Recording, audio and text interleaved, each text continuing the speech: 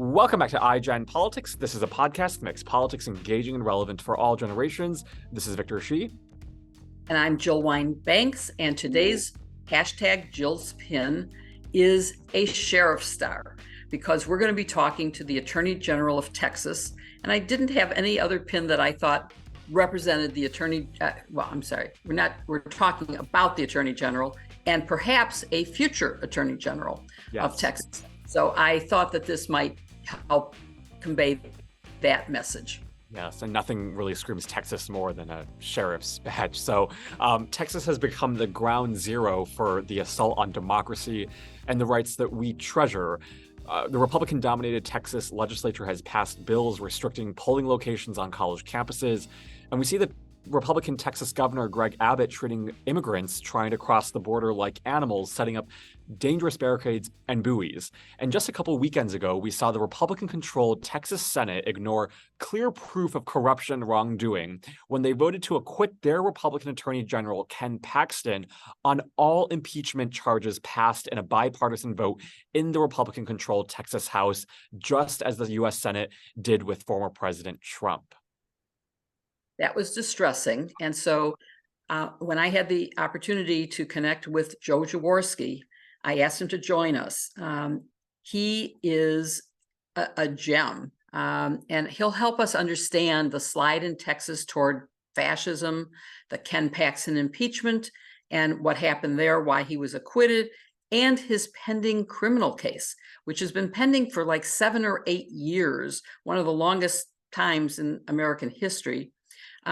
He may be running again. He ran against Paxton and lost in the last election, but he may be running again depending on what happens to Ken Paxton's attorney generalship in the next few months.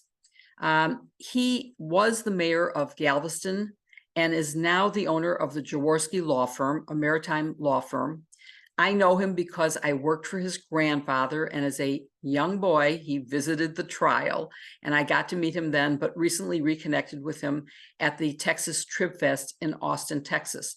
And while there, I heard him speak about the Paxton situation and was very impressed with the clarity of his explanation and was very pleased that he agreed to join us. Joe, it is so great to have you with us today. Thank you for joining us. Thank you so much, Jill. It was great seeing you in Austin, and it's fine to be on your show. So we are so excited for this, and we want to start off by talking about the Ken Paxton situation. As our audience probably knows, in May, the GOP-controlled House of Representatives, with Democrats joining, voted to impeach Ken Paxton on articles of bribery and corruption. And I'm wondering if you can start off by just explaining what the impeachment allegations against Paxton entailed. Victor, there were 20 articles of impeachment, and I would say 3/4 of them applied to the unholy relationship that Ken Paxton developed with now ashamed and bankrupt and indicted financier, a man named Nate Paul. Over the last 3 years, Ken Paxton has been under this microscope of investigation because his 8 handpicked conservative lieutenants turned him in to the FBI, Victor, after 2 years of essentially begging the boss, please give this relationship up. Ken Paxton would have none of it. Apparently, Nate Paul was very important to him. And so the allegations involved Ken Paxton turning the Office of Attorney General into a concierge law firm for Nate Paul. 2 or 3 examples. Nate Paul had a lawsuit against a private foundation who was suing him for malfeasance, basically investing their money poorly and refusing to turn over documents. Ken Paxton got involved in that lawsuit, not for the public, but to help Nate Paul. A second example, Nate Paul was about to have one of his many buildings foreclosed upon. He's now lost them all. But back in 2019, 2020, he asked Ken Paxton and received a midnight legal opinion that no one would ever be able to get in 72 hours that basically said, you can't foreclose on buildings in Austin thanks to COVID, which, as we all know, goes totally against the Republican playbook. You know, I mean, everything's open for business in COVID, but not on this instance. And then a final example, Victor, and back to you, is Nate Paul had been raided by the FBI, the Texas Department of Public Safety, the Texas Security Board, thanks to an affidavit signed by a federal magistrate, an actual federal magistrate in Austin, in the Western District of Texas. Nate Paul wanted all of these people investigated for fraudulently investigating him. So Ken Paxton was happy to oblige. Nothing like this has ever happened in the Texas Attorney General's office. His own handpicked lieutenants turned him in, and they expected, of course, everybody to see what was happening. Did you know any of the people who were his aides that turned him in, and were they credible? The answer is no, I did not know them before, but now they are some of the most famous lawyers standing up for duty and honor. And Jill, I think the reason is we didn't travel in those circles. These were, very Christian fundamentalist attorneys, Liberty Institute, Federalist Society types who worked on the other side of the aisle. So there was never a whole lot of connectivity between Democrats and these almost all men, I think. But now everybody knows who they are, and what they stand for is a value known as whistleblowing, which is if you see something, say something. And there are laws that protect people like that. And so far, these men sacrificed their livelihood to do the right thing and turn in the rotten boss. And so far, they've gotten nothing to show for it. But the good news is this is not over. What do you mean by that? So Ken Paxton manipulated with a lot of financial help the political impeachment and Senate trial process. He was acquitted, some might say. That's not a word I'd use. He was pardoned, is the choice of verbiage, because the Republican senators know damn well what he did, and it stinks to high heaven. And they decided, because of Ken Paxton's allies in Defend Texas Liberty, which basically owns the conservative wing of the Republican Party, that it was better just to let him go. That trial in the Senate was anything but a trial. I'm referring to what's about to happen, which is real courts, real prosecutors, federal system and state system are going to have their say on Ken Paxton. Well, we definitely want to hear more about that, but all I can say is, sure sounds like the Donald Trump impeachment, which was not an acquittal, even though they had to utter the words "not guilty" as required in the federal government. There's no way they could have thought he was not guilty. It was a pardon. So that's a very good description. But Victor, did you want to ask about the state trial, the criminal trial?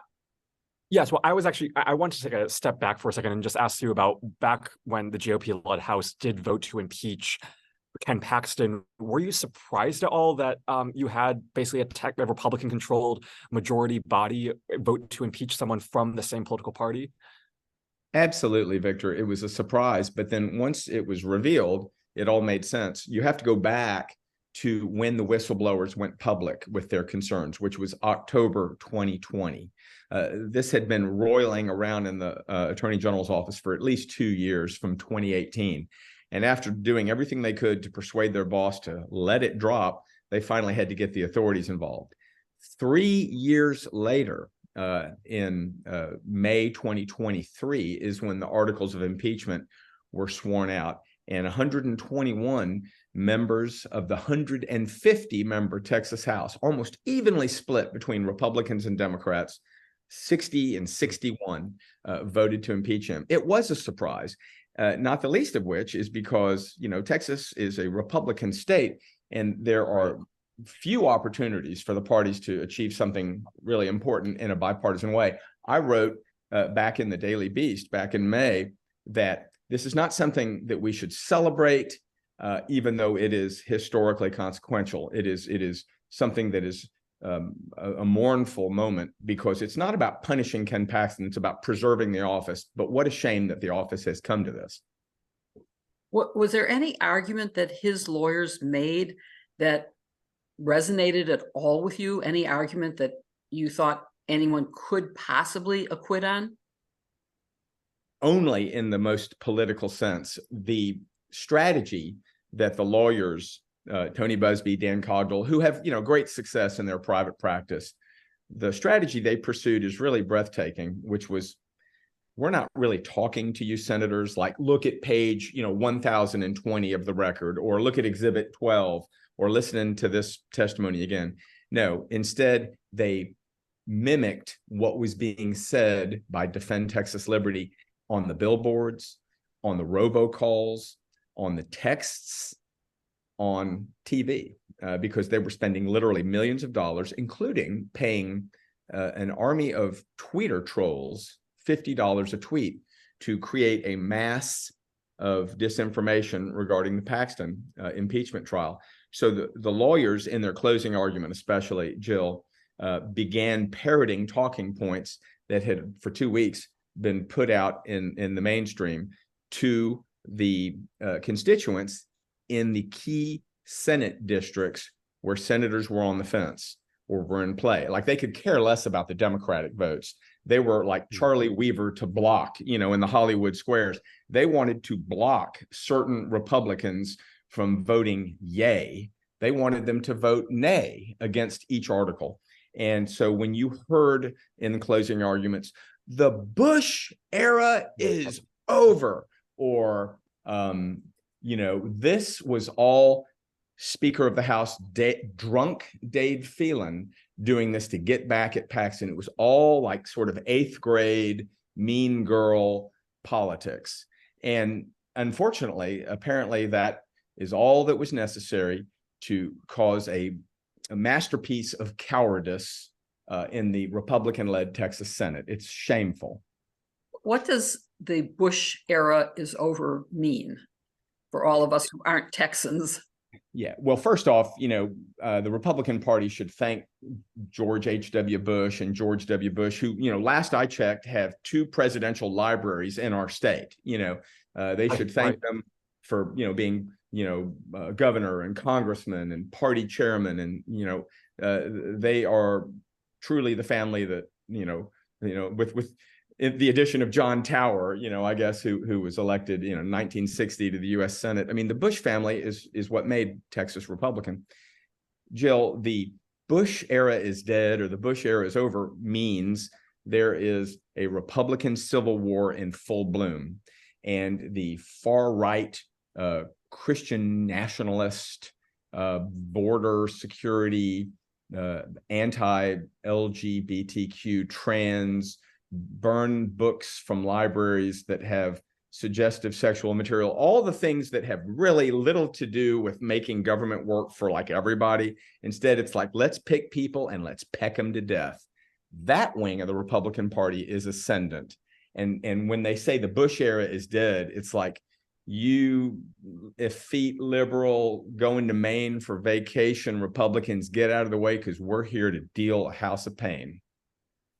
So if I can ask you then, I mean, we talked about how it was surprising that the Texas State House voted to impeach Ken Paxton, and now with this, I'm wondering if you think there is a difference between Republicans in the Senate and Republicans in the House, both in terms of the character that they have, but also in terms of the policies that they introduce and ultimately pass.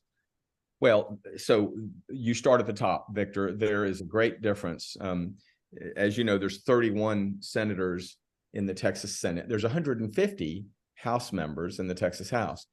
Each chamber is led by one individual. In the Senate, Dan Patrick. In the House, it is Dade Phelan. And think about how Dade Phelan is elected Speaker of the House by the membership. 150, you have to get a majority. Right. Dan Patrick is elected by the voter-terrified populace of Texas. He is elected statewide. And so, he basically gets nominated in a very slim primary where around 2 million Republicans elect him. He never really has much competition. And then Texas just votes Republican. But Dade Phelan in the House is a lot more of a homogenous choice. It's true politics, but Democrats and Republicans elevate him to that seat.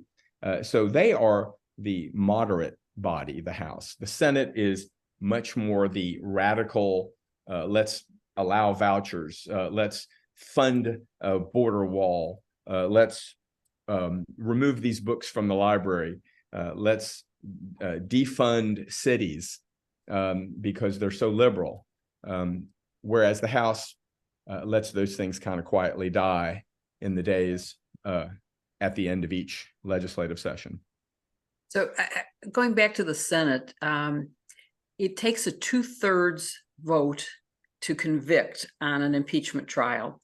And because of the makeup of the Senate, including the wife of Ken Paxton, who is a senator, and they said she could not vote. They said she'd have to recuse herself, but they let her stay in the room, which meant 2/3 was 2/3 of the full Senate rather than 2/3 of 30. And I don't know if that made a difference in the verdict, if they could have had 20 votes but couldn't make 21, but it still sort of stinks to me to have that happen. How did that come about, and what did you think of it? It was consequential, Jill. Let me start at the end, which is there are credible reports reported in the Houston Chronicle, in the Texas Tribune, which is, everyone's favorite nonprofit reporting. We, of course, were all together at Trib Fest this last weekend in Austin. These are not, echo chambers. These are legitimate reporting organizations. And they clearly spoke to senators who were in the deliberations, who said there were 20 votes to convict. And that when they couldn't get that extra one, that people just said, well, look, if he's not going to be convicted, I'm not sticking my neck out. So then 20 became 14. Wow. So let me say, now having said that, you can see that there is a consequential difference between needing 20 and 21 votes. Had Angela Paxton been recused the way any lawyer, any local politician defines recusal in 50 states and in the federal government, which means not only are you not deliberating, but your body is now removed from the math to determine, the 2/3 majority, the 3/5 majority, but not in Texas. It was allowed for her to remain basically with a baked in no vote. So what do I think? I think that it should have been overturned somehow, but because impeachment is a political act wholly, there's nothing we can do about it. And so Dan Patrick wanted this. It all started when she refused to recuse herself. Now, look, this is the defendant's wife. I mean, you don't have to get all esoteric about it. I mean, everyone knows you can't get a wife to testify unless, there's a spousal privilege, last I checked. You can't be made to testify against your spouse. And everybody knows that had he been impeached, which he was, had he been convicted, he would have lost his job. So it's community property, your income. And so she stood to lose half of it. She has a glaring conflict, but that didn't stop the Texas Senate.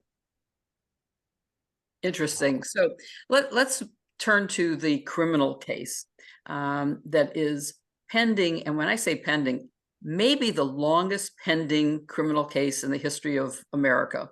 I haven't researched this, so I can't say for sure, but it's 7 or 8 years since the indictment was brought. And so can you talk about, first of all, what has allowed him to delay it for this long? And secondly, I know from our conversation that there is going to be a hearing to set a trial date finally in about a week. So talk about what that's going to mean. You're right, Jill. I mean, the state of Texas versus Warren Kenneth Paxton is like the bleak house of criminal law in Texas. And he was indicted in 2015. I mean, months after being sworn in as the attorney general because of conduct that had occurred, a year or two before, where he has really admitted that he was selling securities without, number one, a license, and two, telling his mark, hey, I'm getting paid on both sides of this deal. I mean, that's a felony in Texas. And I don't think he has much of a defense. Why did it take so long?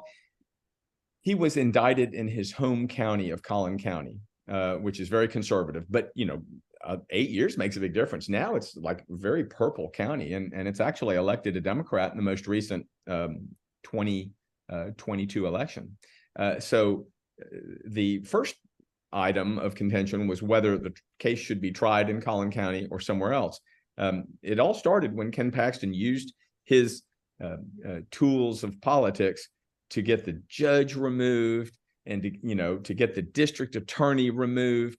And so the county commissioners had no choice but to hire special prosecutors, to go back to a theme. And they hired two excellent criminal defense lawyers out of Houston, out of Harris County.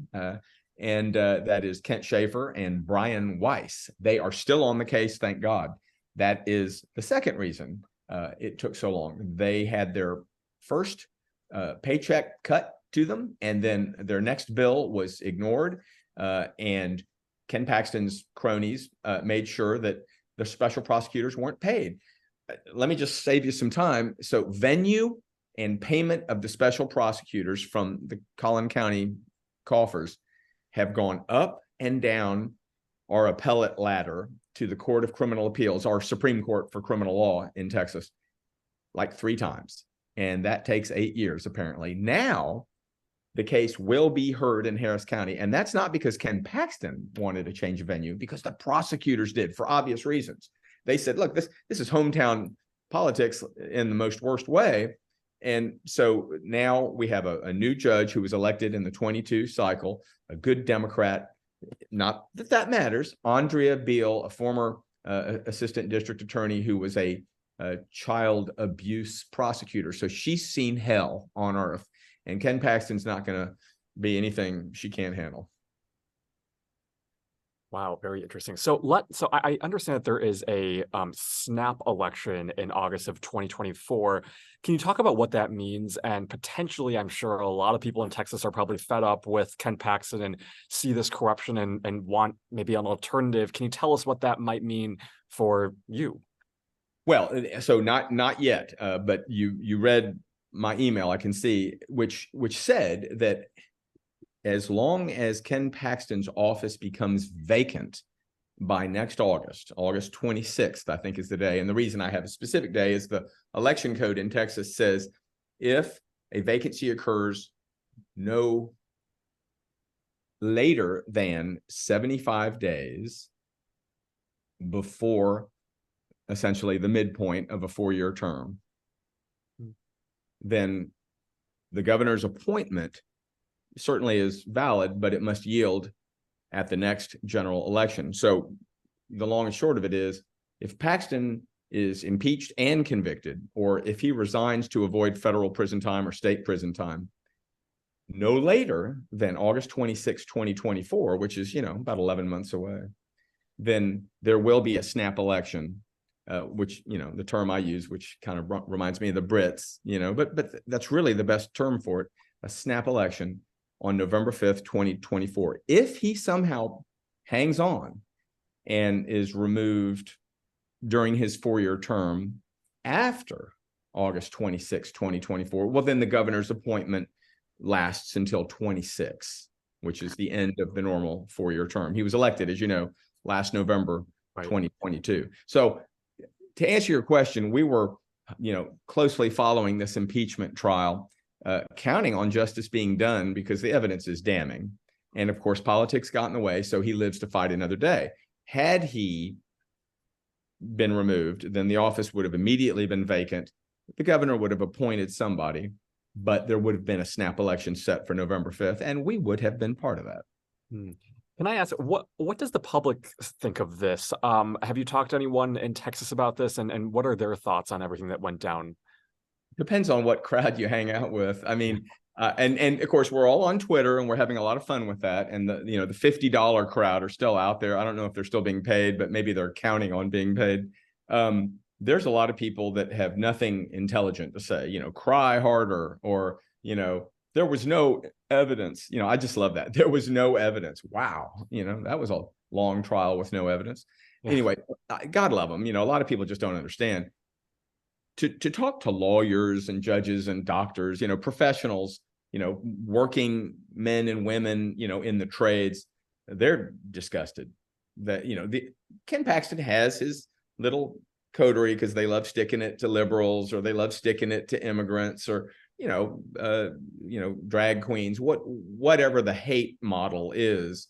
Those people loved the result, Victor. They're just like, finally, a win.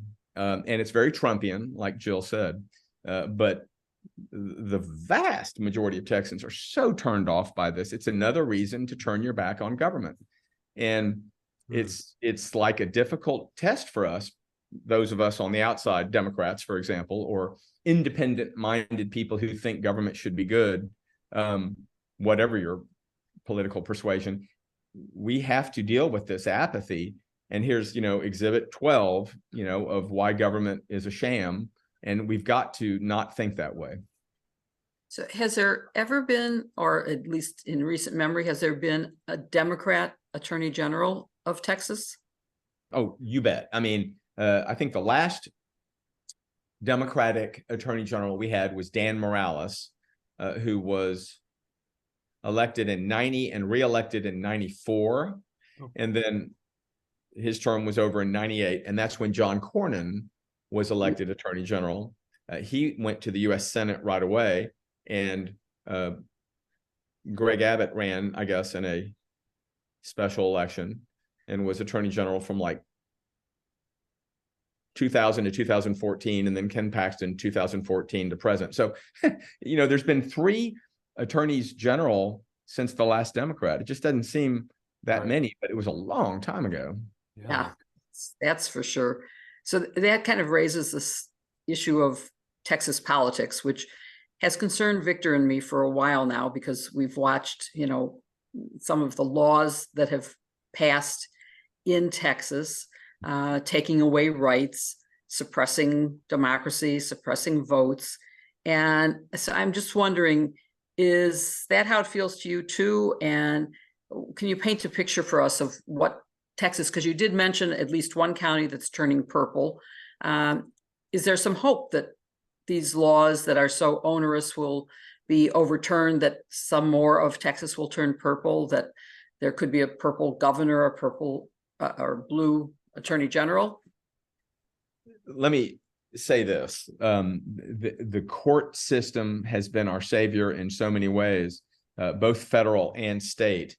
There are any number of great nonprofit legal organizations, Texas Appleseed, Texas Civil Rights Project, MALDEF, NAACP, and it goes on. And we have great individual attorneys. Chad Dunn is general counsel to the Texas Democratic Party. I mean, this guy is truly a superstar. He is such a fine constitutional and civil rights litigator. I mean, he doesn't lose very often, I'll tell you.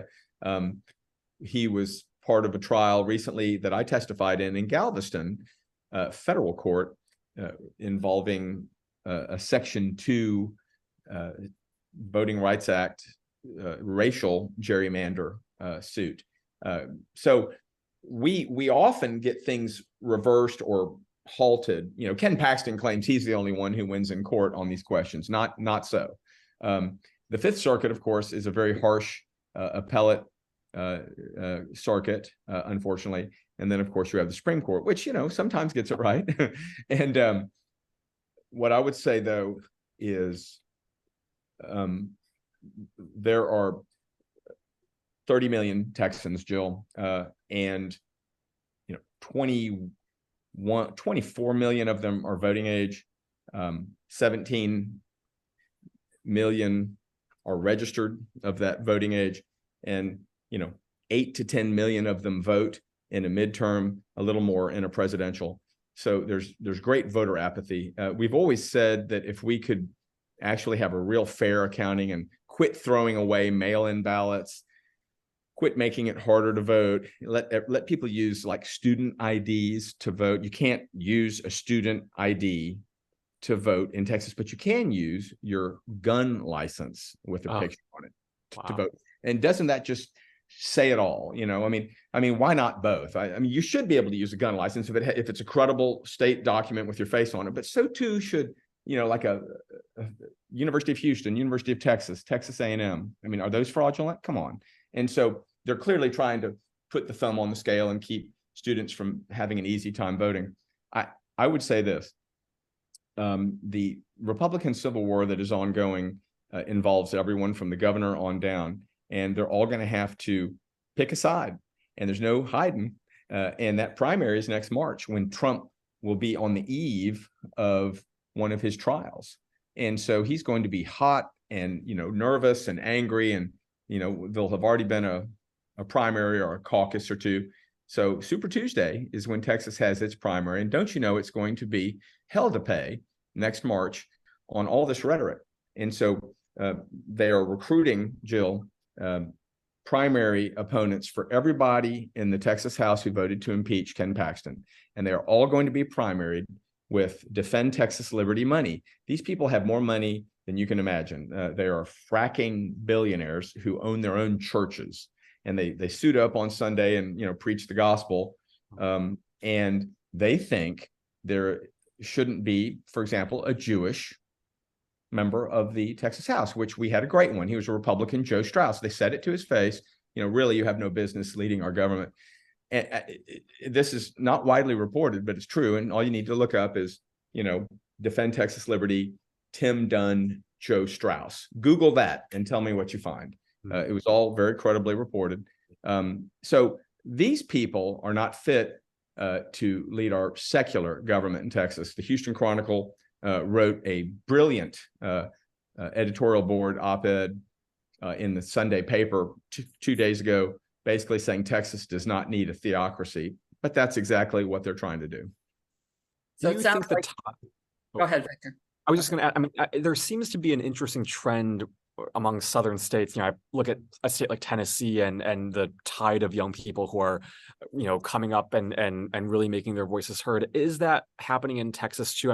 I know there are great young activists in Texas. Olivia Juliano is one of them. And recently, I think one Gen Z member of Congress is running, or one Gen Zer is running to go to Congress. What do you think of this kind of shifting demographic in Texas, and how big of a threat does that pose in 2024?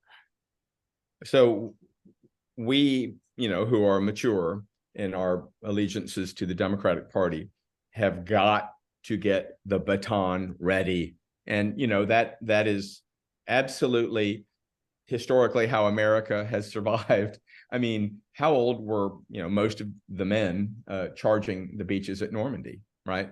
No question about it. We rely on our youth to go that extra mile. So it's I think an analogy only, but Olivia, the Gen Z candidates that we're seeing pop up are, I think it's Isaiah, right? Yeah. Great guy. Used to be head of the student Democrats at University of Houston. Go Cougs. And so we have hope, and they're raising money, and they're active on social media and in person, not just social media. So I think that there is a level of noise, and not noise in a bad sense, but like it's a growing roar that you can hear. And we've tapped into it time and again, most successfully in 2018 when Beto ran the first time. And just because we've lost these races doesn't mean we're not making progress. Yeah, it does seem like there's more purple now in Texas than ever before, and that maybe that will give hope along with the Gen Zs. And I'm just wondering a couple things. One is, are there some things being done to push back against the restrictive laws that are being passed? Is there some big movement in Texas that we outside of Texas should know about? Well, absolutely. I think for one example is, the Texas Democratic Party has a new executive director, Monique, and I say, tune in, because I believe the party has new leadership, very fresh leadership. I would say Mothers Against Greg Abbott is based in Austin, Texas. It's now Mothers for Democracy, because, why limit yourself just to Abbott? And I think that's smart. And we were together, as you know, last weekend with Nancy Thompson. There are, county chairs. There are clubs all throughout the Dallas-Fort Worth, Houston, Bexar County, which is San Antonio, Travis County, which is Austin, and the Valley. So we need connection, and that is, I think, our opportunity, because what we're going to see in this Republican Civil War is true ugliness, and it's going to be, how far to the right can they go? And I predict many of the Christian nationalist far right candidates will succeed. They will win. They will be the Republican Party standard bearer for 6 months. We have runoffs in May for those who don't win outright, but I think they're being very careful, the funders, to make sure that there's one person running against these incumbents, and they're going to tear them down, and it's going to be ugly, Jill. It's going to be like whisper campaign stuff. It's going to be, like late night. I don't know if we're going to see crosses burning, but it's going to have that feel to it. Like, you better vote the right way or you may be sorry. I think now is a time for people to be very brave and to really check what they're willing to do. Yeah. So You let's maybe certainly are someone who's brave if you're going to possibly run again in Texas. So I applaud that. I want to ask I'll ask one wrap-up question, and maybe Victor will ask one wrap-up question. For me, it's, of course, I can't end this without mentioning that I worked for your grandfather, and probably met you as a young boy because you came to see the trial in the 70s. And so just as a personal thing, I would love to have you talk about him. I knew him in a very limited way, although he did talk about some of his experience as a war crimes prosecutor, something that's pretty relevant now with Jack Smith and others coming forward into significant roles in the government now. But, talk a little bit about what your impression of Watergate or your grandfather was. No, happily. And so I did take spring break my 6th grade year in Washington, D.C., and stayed at the Jefferson with Mr. and Mrs. Jaworski in a cot. And what I recall was on 2 occasions walking with the Colonel, as we called Leon. The family name, we called him Opa, which is German for grandfather. And, he spoke German as a child in his home in Texas, which is what made him a true killer when it came to being a prosecutor of the Nazis, who thought he was some American rube. And in the interrogation rooms, they'd sit there and just say the worst things to him in German, thinking, how could he possibly know? And then he would address them after they basically hung themselves in perfect German, and the eyes would open, and that's how deals got done back then. But in DC in 74, I was there in March. And what I remember, these are little anecdotes, going up the elevator at the Jefferson. And after you get past like the 2nd or 3rd floor, you could smell my grandmother's spaghetti red cooking in the little kitchenette. Very modest couple, really. There were no Uber Eats back then. And so she cooked, on several occasions. I remember walking with him to the office on a cold, crisp day. And, I just found it so invigorating. He was our patriarch, Jill. I mean, he had a ranch, as you know, where he would decompress during the most intense moments of Watergate. He would go to Wimberley, Texas. And that's where we all spent Thanksgiving and Christmas and summers. He had a truly beautiful working ranch with quarter horses. And he was not like one of these all hat, no cattle guys. I mean, this guy, Leon, would wake up, at 5 a.m., put a bunch of beer and cold water in the back of his Jeep and go out with about 10 chainsaws. And he had 1,000 acres, and he would clear land, is what they called it. So he was a cedar whacker. And that's what you did on your hill country land, is you removed cedar trees. Wow. He talked very fondly about his quarter horses. That was a very emotional thing for him, was his ranch and his horses. And he was known as Colonel, which I assume goes back to his World War II service. So thank you for sharing that. Oh, I'd talk about him with you anytime. He respected you greatly. And there's a photo of him opening the car door. I think either you're entering or exiting the car. And I just think he was so proud of his team. He was so proud. Wow. He was very kind to me. I will say that. So let's end by talking about maybe addressing, we always like to address young people as a last question. Talk about how you made your way into politics and running for office and what you would say to someone who might be interested in running for office. Oh, Victor, what a great question. I clearly was involved in a public family in many ways, but none of us ever like ran for office. My dad, my grandfather, both men, Jaworski men, who I take my cues from, never ran for office. I mean, there's rumors that LBJ offered, Leon Jaworski a seat on the United States Supreme Court, which he, respectfully declined. How I got involved was the serendipity of moving to Galveston, Texas from the big city of Houston, because my wife was a fan of the historic homes there. Well, I'm a maritime lawyer. That's my paying gig. And so we went down there because it's an island and it's a coastal community with a famous port. And I thought, well, that's consistent with my practice.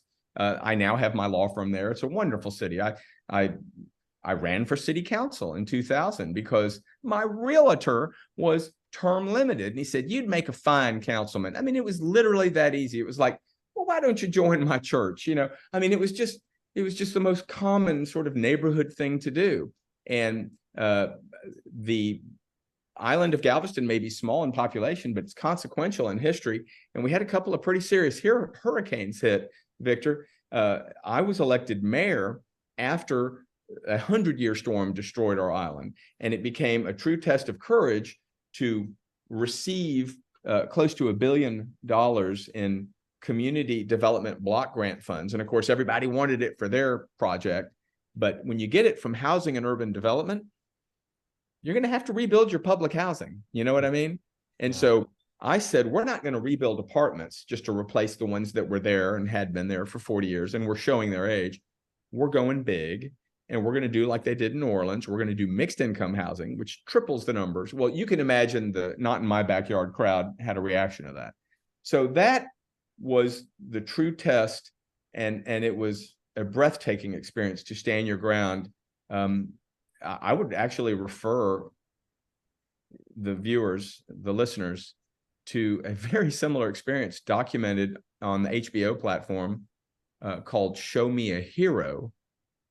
It's the true story of the mayor of Yonkers, New York from 1980, where he at first opposed a federal desegregation order, but then came to embrace it and had to explain it to the angry electorate. And then they turned on him. So, I'm not going to pat myself on the back too much other than to say local government. Somebody said in the Obama administration, in fact, it might have been President Obama, it was something to the effect of, take the courageous path. Don't take the easy path. It's things you've heard Kennedy say, we take this not because it's easy, but because it's hard. The true challenge of leadership is to sometimes stand alone, but to do the right thing and risk the consequences.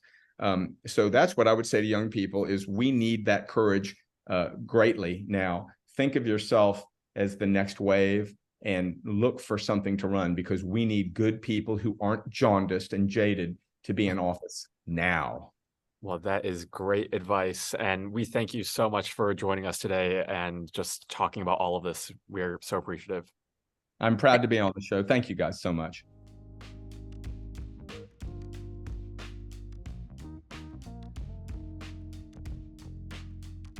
Well, that was such a wonderful episode with Joe Jaworski, and I loved his anecdote about his grandfather. But let's talk about something that has been very much in the news lately, which is John Fetterman and his dress code. And just to give our audience a little bit of context, Senate Majority Leader Chuck Schumer said that basically created a new rule saying that senators can loosen up their dress code. And, there's been a lot of talk on the internet and at least even with my friends about whether or not senators dressed like John Fetterman, who's known to have a hoodie on and have shorts on, whether or not that's appropriate. Jill, what do you think? So this is such an emotional issue for me because, well, first of all, when I started practicing law, female attorneys were required to wear skirts. My first trial was in Alaska. Everyone on the jury was wearing flannel-lined pants, and I was wearing a skirt in 30 below, and I don't mean wind chill, I mean 30 below temperature. and deep, deep snow. So whether or not that is considered professional attire for a woman to wear pants became a very big issue for me. It also is a big issue because throughout Watergate, the press would report on what I was wearing before they said what I asked in court. Right. So of course, that became a big issue. They didn't talk about what my male colleagues, Richard Benveniste and James Neal, wore. They only talked about what I wore. So to me, it was just the height of sexism and demeaning behavior. I also am part of the generation where casual Friday became a thing. Oh, So when I started practicing law, aside from courtroom attire, even at the office, I had to dress in skirt suits.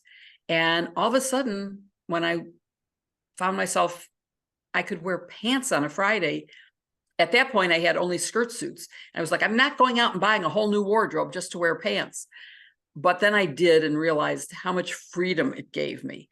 yeah. So I'm very cognizant of what impression you create by how you dress Mhm. and how you present yourself to a jury or to your constituents will maybe make a difference. So I think it's interesting, but I do think nowadays what counts as appropriate attire is very much different than the narrow definition. Women used to dress in male-like suits. We wore, big shoulder padded pinstripe suits with little ties. We never wore ties like men wear, but sort of a little floppy tie. It was disgusting and silly.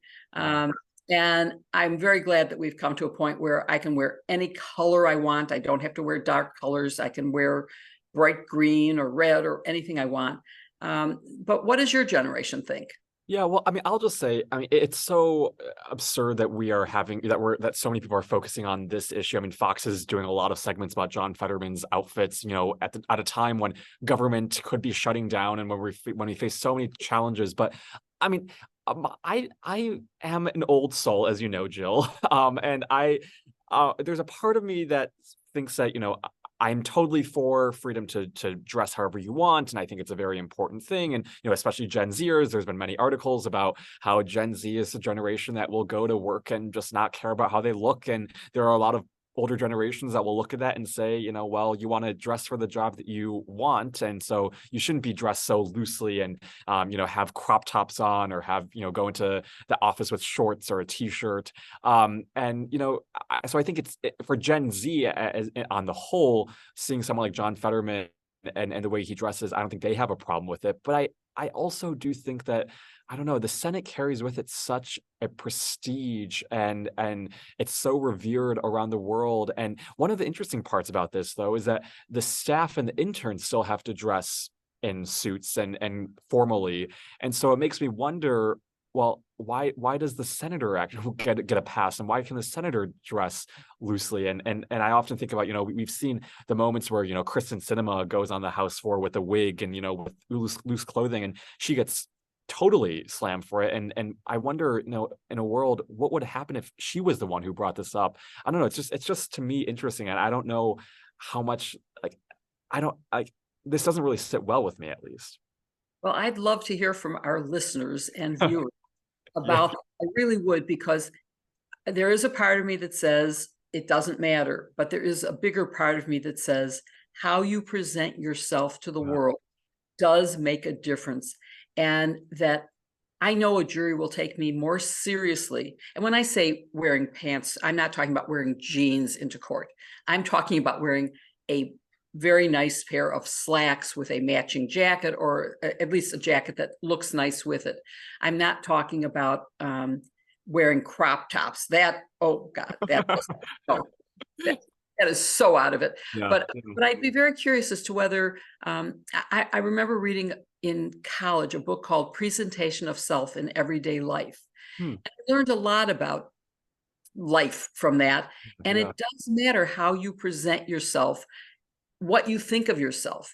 And, back during Watergate, wearing skirts or dresses that were in colorful colors seemed to me perfectly appropriate professional wear. Hmm. And so I do think there is a level of professional clothing that you should adhere to. But it was a really interesting piece, and I'm not sure if you read it, but it basically argued that Senator Fetterman's attempt to address or to dress the way that he does is actually inauthentic because he has a tremendous amount of power. He doesn't come from a poor working class background. His parents were both very wealthy. He comes from a very wealthy family. And someone said that, it's not actually authentic and on character for Fetterman to dress like that. And I basically said that, the way that he dresses isn't authentic. And I'm curious if kind of what you think about that. well, that's I hadn't read that or heard that, but I It was do in think Atlantic. I do think authenticity is very important. Again, using my experience as a trial lawyer, a jury will not accept what you have to say if they think you're not authentic, if they think you're not genuine. So I always felt that I could never pretend to be a brazen, bold lawyer because that's not who I am. I could be organized and quietly present a case. That's who I am. And that works for me with a jury. It works for me with the public. Fetterman ran wearing hoodies. So when he was elected, people knew what they were electing. Right. So whether That's it's authentic or not, it is who he presented to them, who Yeah. they voted for, who they accepted. He Yes, won totally. wearing those clothing. So I think his case may be a little different than the candidate who runs. You have Jim Jordan, who never puts on a jacket. Yes. And I think that was inappropriate behavior in the Senate, that the Senate deserved the decorum of a shirt and tie and jacket. And he rolls up his sleeves and goes to work, and he's accepted. So is that any worse or better than wearing a hoodie? I don't know.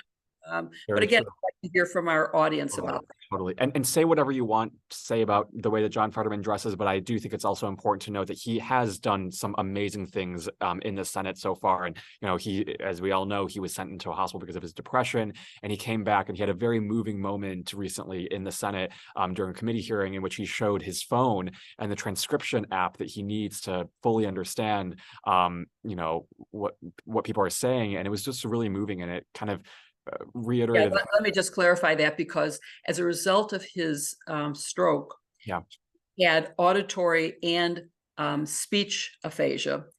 His speech is back. He can speak perfectly, but his auditory processing has not returned fully. And so he uses this app that translates what he hears or what someone says to him into print, because his visual capacity is fine. So he can read and understand exactly what anyone is saying. It's just that the words don't always make sense.